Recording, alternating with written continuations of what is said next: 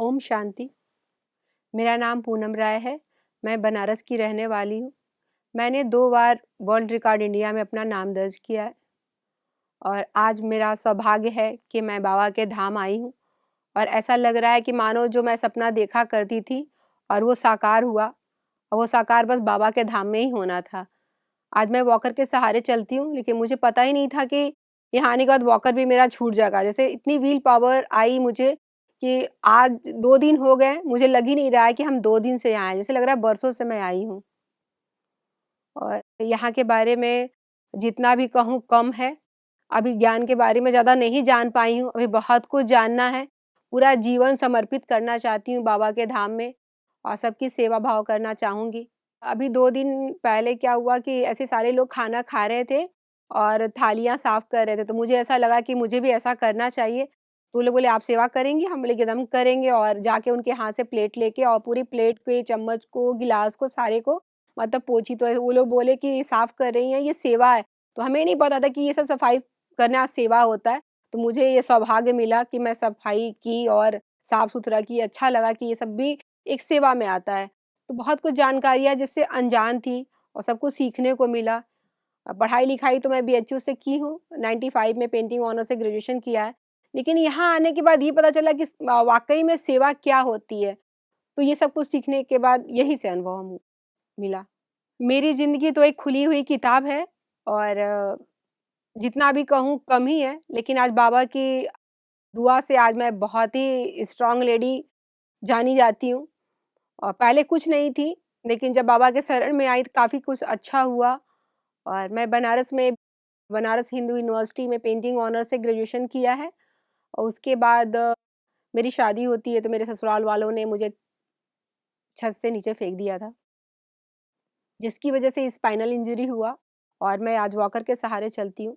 लेकिन कभी ऐसा महसूस नहीं हुआ कि मैं वॉकर से चल रही हूँ और लोग बोलते हैं ना कि आप कुछ नहीं कर सकती हैं, तो उस समय मेरे अंदर ऐसा जोश आता है, जैसा लगता है कि मैं सब कुछ कर सकती हूँ। जो इंसान ये कहता है आप ये नहीं कर सकती हैं, तब मुझे ऐसा लगता है कि यही काम करना चाहिए। फिर वो काम करती हूँ और ईश्वर की कृपा, बाबा की कृपा है कि वो हो जाता है। तो अभी तक मैंने हज़ारों लाखों बच्चों को अपने एक रास्ते पे चलना सिखाया। मैंने नहीं सिखाया, बाबा ने मुझे सिखाया, तो जो मेरे पास था मैं उन लोगों को दी और मैं एक एनजीओ चलाती हूँ, वहाँ पे art and craft, self defence, dance के क्लासेस भी होते हैं। आर्ट के क्लासेस मैं लेती हूँ और डांस और सेल्फ डिफेंस की क्लासेस के लिए टीचर रखे हैं और मैं निःशुल्क सेवा करती हूँ। मैंने 2015 से लेके 2023 तक एक भी पैसे नहीं लिए और सारे बच्चों को निःशुल्क ट्रेनिंग दे रही हूँ। आगे भी ऐसे ही सेवा भाव करती रहूँगी। यही हमारी जर्नी है और ऐसे ही जीवन चाहूँगी कि चलता रहे। अभी कुछ दिन पहले ही राजयोग मेडिटेशन में जुड़ी और बनारस में तो 1 हफ्ते का जो कोर्स किया, 1 हफ्ते में ये पता चला कि आप इस धरती पे क्यों आए हो और आपको क्यों भगवान ने भेजा है। और जब मुझे डॉक्टर ने बोला ना कि आप कभी नहीं चल सकती हो, आपके स्पाइनल इंजरी हो गया है, तो मुझे ऐसा लगा कि अब तो जीवन खत्म हो गया है।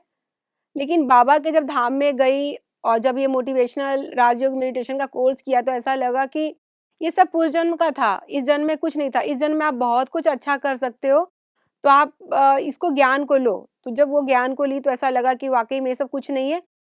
ठीक है, सबको तो एक बार जीवन मिलता है, लेकिन बाबा ने तो मुझे दोबारा जीवन दिया है। तो इस जीवन को पूरा न्योछावर करना है बाबा को, इस धाम को। अभी तक मैंने जो भी पढ़ा है, सीखा है लोगों से, सबकी बातों को बहुत मानी, समझी भी सबकी बातों को बहुत ही रिस्पेक्ट देती हूँ। लेकिन जब राजयोग मेडिटेशन किया, उसके बाद से जो जीवन में बदलाव आया, काश यदि जीवन में ये सब बदलाव आया रहता तो आज जिस मुकाम पे हूँ उससे ज़्यादा कहीं होती। क्योंकि हमें भी बातें बहुत लगती हैं, तकलीफ़ होता है, लेकिन बाबा के दरबार में आने के बाद सारी बातों को भूल गई। कौन क्या बोलता है, कौन क्या कहता है, मुझे कोई फ़र्क नहीं पड़ता।